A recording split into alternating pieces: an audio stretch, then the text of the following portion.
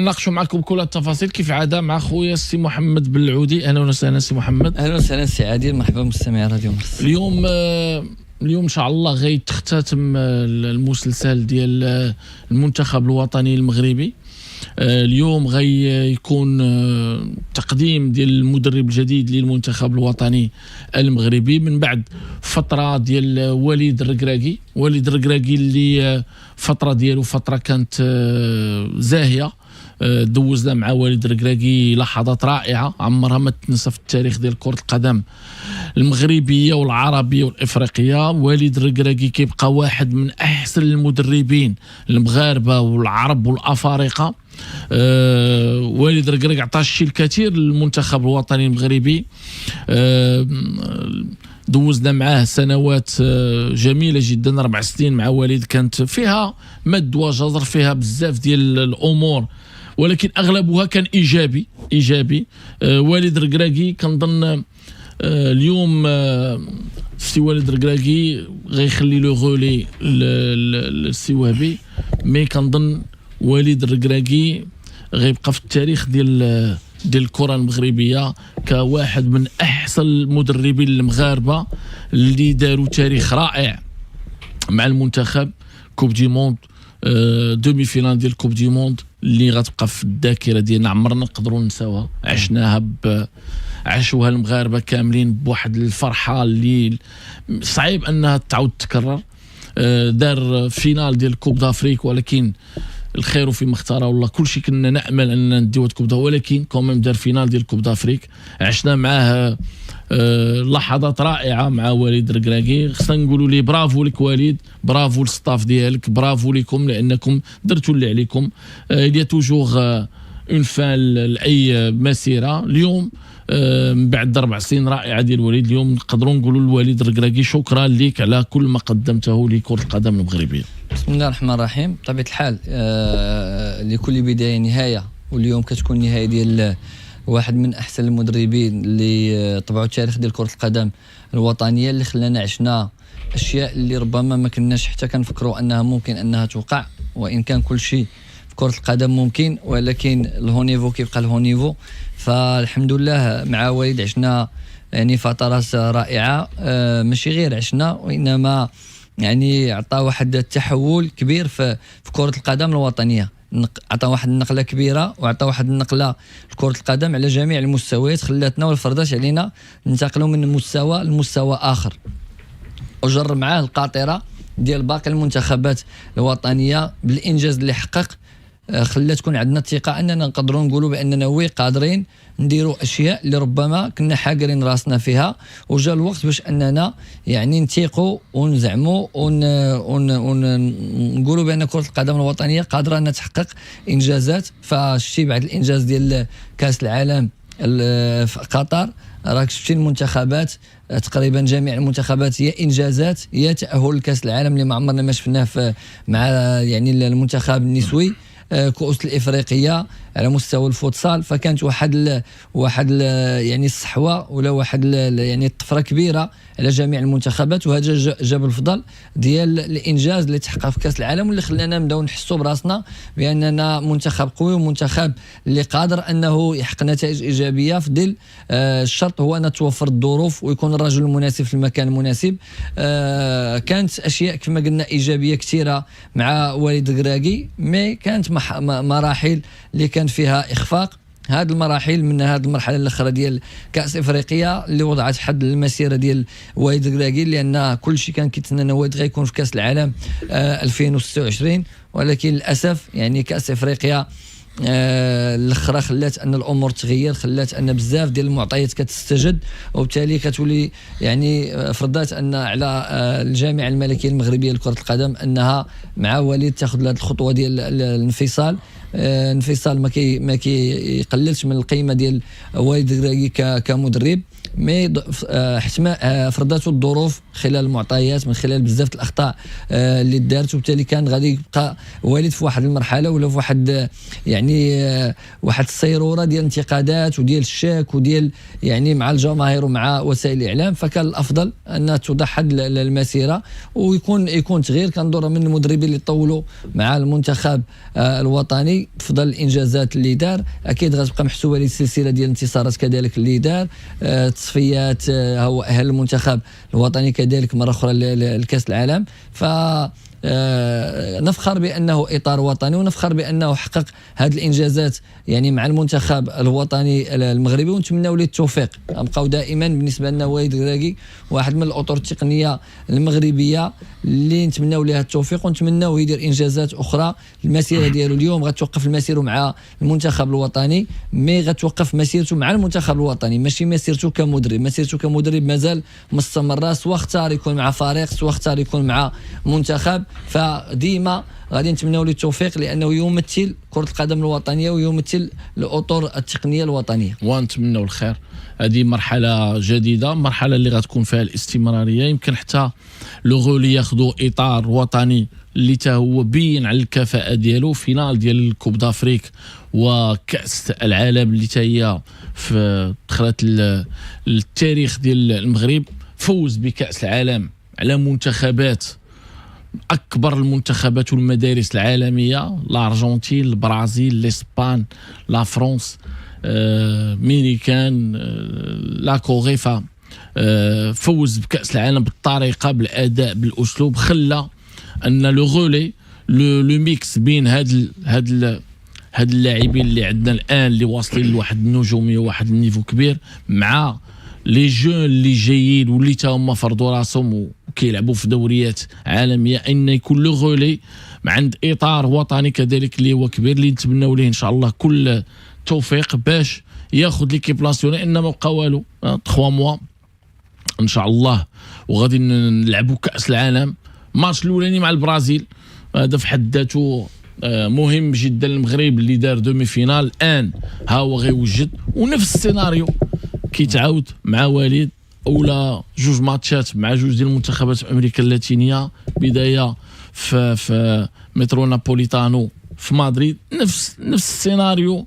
باش بدا وليد غيبدا لو غولي عند وهبي اللي حتى هو اطار مغربي كبير اللي تايقين فيه، لان عنده امكانيات كبيره، عنده فكر وعنده امكانيات كبيره باش ان شاء الله لو غولي. والاستمراريه تمشي من مدرب مغربي اللي حقق انجاز كبير ودار دومي فينال الكوب دي موند، المدرب مغربي كذلك اللي حقق انجاز اكبر وفاز بكاس العالم.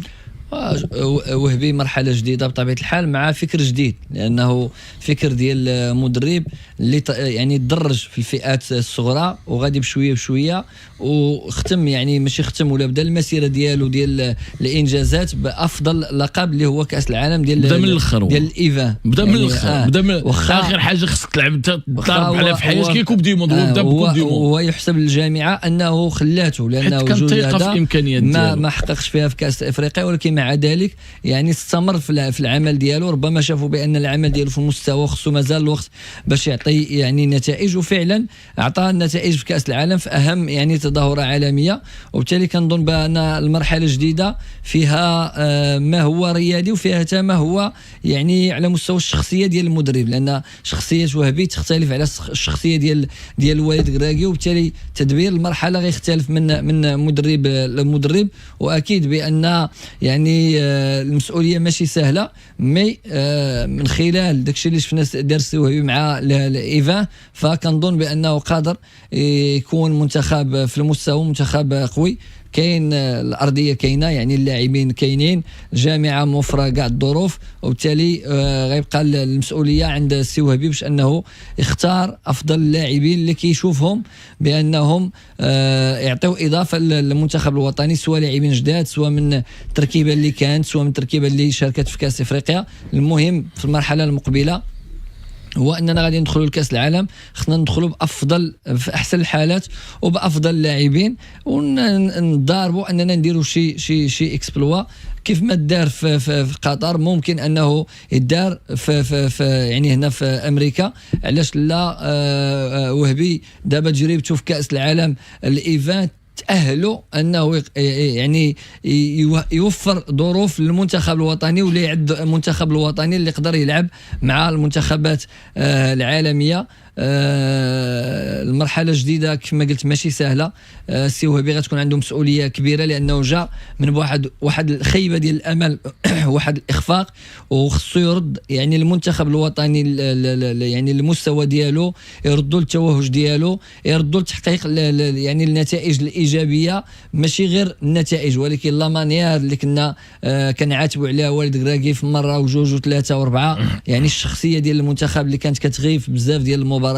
فكنظن نتمناو ليه التوفيق. هذا حتى هو اطار مغربي اللي ان شاء الله غادي يشرف كره القدم الوطنيه وغيعطيها الاضافه. كيبقى غير نكونوا وراه، لان هذه مرحله جديده، ونتسناو ان شاء الله ان العمل ديالو يعطي نتائج ايجابيه وان شاء الله. نتمنوا الخير ان شاء الله. والجميل هو ان لو شوا اللي كان عند الجامعه الملكي المغربي كان كيدور بين الاطر المغربيه، وهذا في حد ذاته ايجابي ان يكونوا عندك اطر مغربيه اللي قاد واحد الوقيته. راه الريحه ديال مدرب مغربي يشد غير منتخب الاولمبي ما كانش. الان ولاو عندنا اطور مغربيه خدت تجربه كبيره وقاده ان تاخذ ليكيب ناسيونال بالنجوم ديالها وبلي ستار اللي فيها.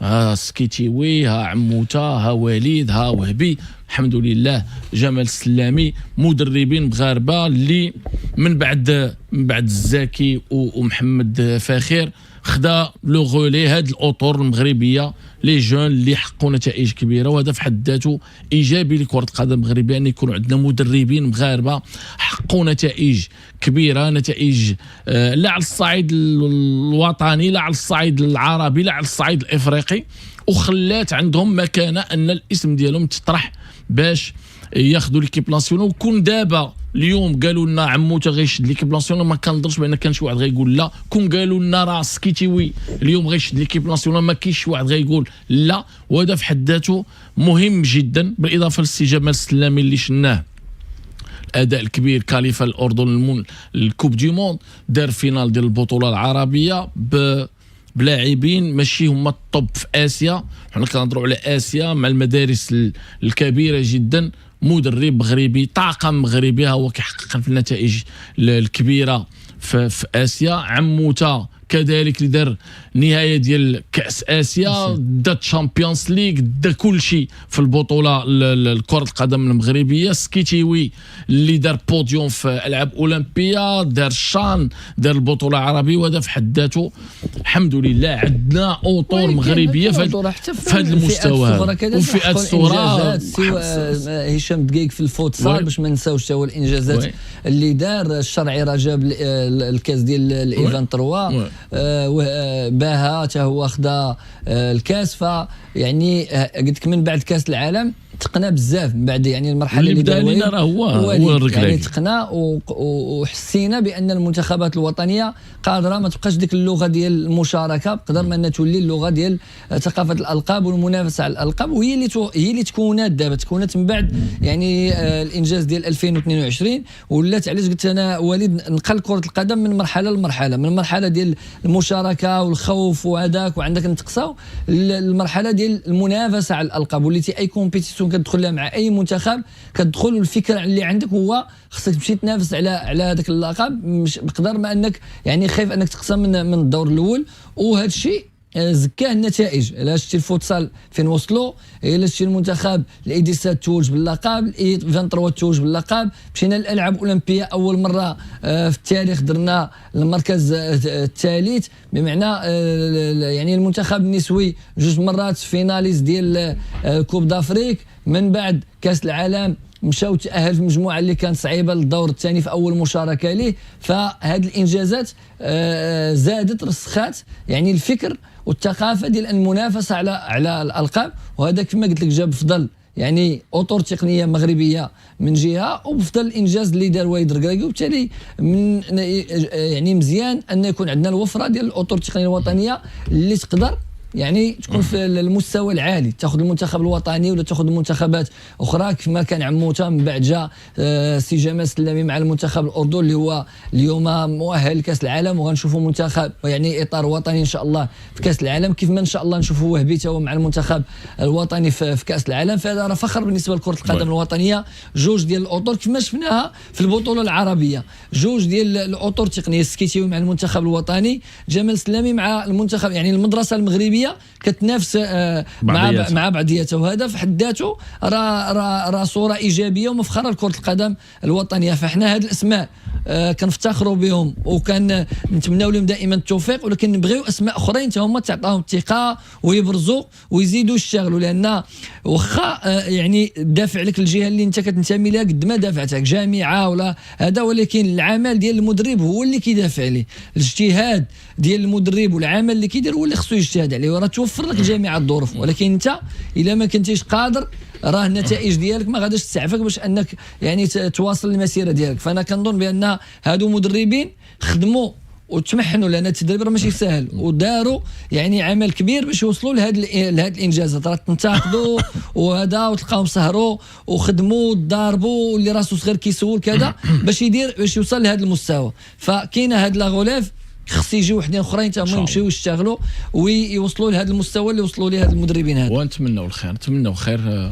عندنا مدربين في المستوى وجاي، كاينين بزاف ديال المدربين لي جون اللي جايين واللي خدامين على راسهم وغادين كي بشويه بشويه كيف كتقول قيطه لقيطه حتى كيحمل. هادشي اللي كنتمنى. كيحمل. نتمنوا الخير ان شاء الله، نتمنوا.